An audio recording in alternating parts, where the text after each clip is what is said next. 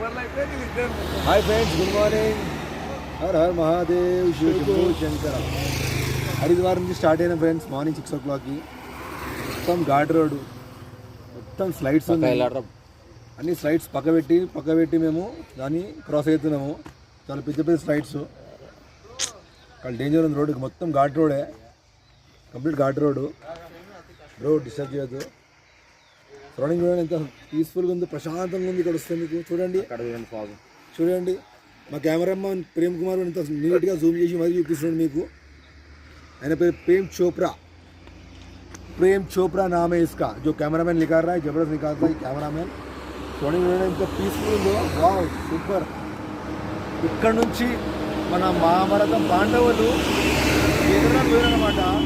వా, ఎంత అదృష్టవంతులు వాళ్ళు.